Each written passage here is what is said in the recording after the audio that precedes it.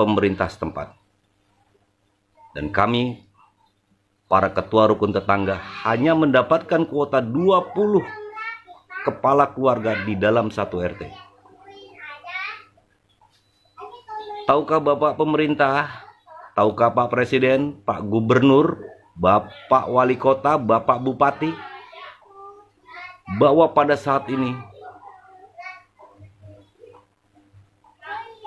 kami sedang menghadapi cacian, makian, fitnah, tuduhan bahwa kami dikatakan korupsi, dikatakan makan anggaran bantuan. Coba pemerintah jelaskan kembali, revisi kembali pernyataan-pernyataan yang tidak dipahami oleh masyarakat, agar tidak menjadi bumerang buat kami. Kamilah sekarang garda terdepan yang saat ini hanya menerima cacian dan makian. Mohon kepada seluruh netizen yang selama ini hanya bisa menyalahkan RT RW. Anda coba tanyakan dan coba laporkan kepada yang ada di negeri ini. Siapa yang kalian laporkan? Silahkan. Karena itulah kenyataannya. Di tempat saya hanya mendapatkan 20 KK yang boleh didaftarkan. Walaupun masih banyak lagi yang mereka saat ini sangat lemah ekonominya. Jadi saya mohon kepada seluruh ini jangan terlalu jangan terlalu mudah memutuskan sesuatu. Udah serahkan kepada kami, biar nanti kami yang kerja. Ya, kita bisa panggil juga teman-teman anak-anak mahasiswa, kemudian juga bisa panggil dari berbagai macam elemen yang bisa ikut membantu mendata dan memverifikasi mereka. Yang penting nama-nama yang diajukan itu sesuai dengan kriteria 8 kriteria yang sudah diberikan. Gitu Pak Irwanto. Benar Pak, Bapak kan menyampaikan seperti itu. Tapi kan kemarin kami sudah data, harusnya kan pihak kelurahan atau pihak kecamatan, udah Pak ini kami terima data dari Bapak, nanti kita verifikasi ulang. Kan harusnya seperti itu. Sebetulnya kan, dari pihak kecamatan sudah saya telepon. Dan sudah tapi saya kemarin kasih kenyataannya berbeda Pak. Kenyataannya ini cuma 20. Itu bagaimana? Makanya kita bingung Pak di lapangan. Udah. Nanti saya panggil kepala desanya, camatnya udah semuanya. Ya. Siap, Mandan. Terima kasih. Jadi masukin aja namanya 137 itu. Ya. Siap. Biar kami nanti yang seleksi lagi. Gitu Pak Ir. Ya. Dan termasuk para RT yang lainnya gitu Pak ya? Iya, begitu aja. Baik, Pak Zaki, berarti ini kuota 20 per RT itu dikarang-karang sendiri mungkin oleh pihak kecamatan atau kelurahan? Bukan dikarang-karang, begini Mbak. Begini. Ini semua dalam kondisi yang sangat cepat dan kondisi yang berbeda-beda setiap harinya. Ya, kami punya jaring pengaman sosial yang sudah kita rancang dari sebulan yang lalu. Itu hanya punya dana 150 miliar untuk 3 bulan ke depan.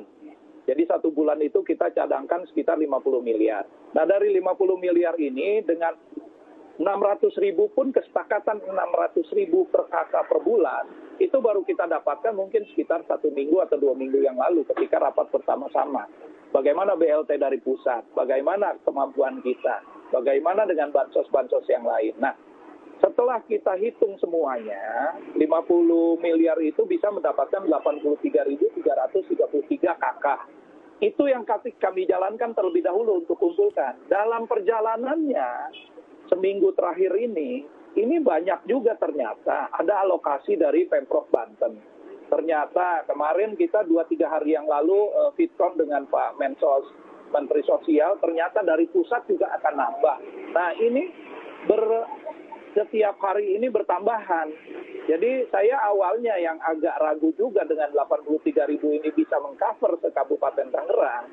Masyarakat yang belum menerima bansos atau BLT, punya keyakinan juga, oh ternyata ada tambahan dari bansosnya provinsi, oh ternyata dari Kementerian Sosial ada tambahan. Nah ini yang membuat kami akhirnya udah buka. Tapi perjalanannya, informasi ini tidak juga cepat sampai ke bawah. Nah, ini yang menjadi kendala kita.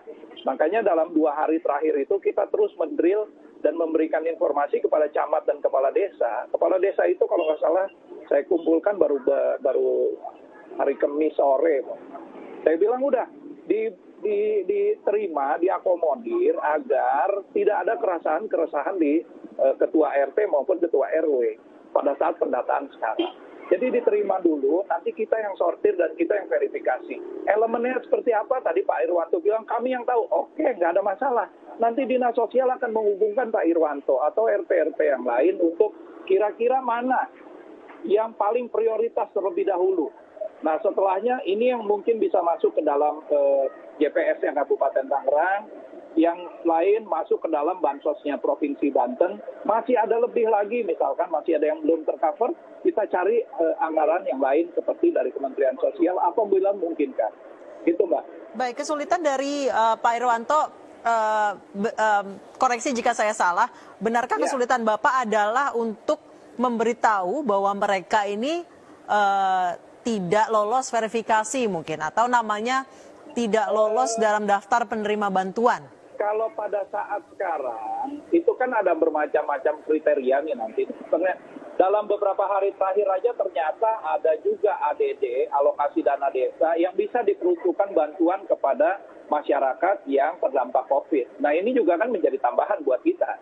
Jadi kita lihat kriteria-kriteria dari masyarakat yang diajukan, ini kira-kira masuknya ke dalam program yang mana. Nah, ini yang bisa menjadi pegangan buat para RT RW.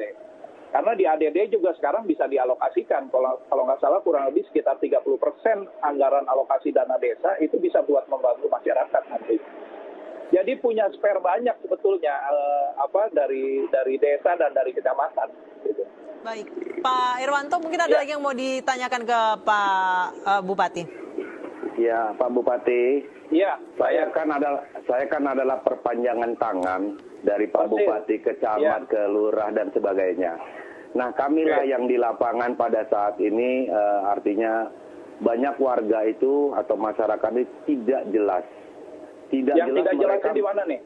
Iya, dalam arti kata dari kriteria tersebut, apalagi khususnya Kecamatan Kosambi, hampir rata-rata di sini kepala keluarga itu pekerja pabrik yang sudah diberhentikan atau diliburkan semenjak sebulan yang lalu. Nah, itulah kenapa jumlah yang menjadi besar itu karena itu, Pak. Tapi kalau dilihat daripada artinya orang-orang seperti janda-janda atau yatim piatu, itu memang tidak terlalu banyak. Cukuplah antara 20 sampai 30. Tapi yang korban yang kerja diberhentikan tadi yang cukup banyak di daerah saya. Ya, begitu, ini, Pak.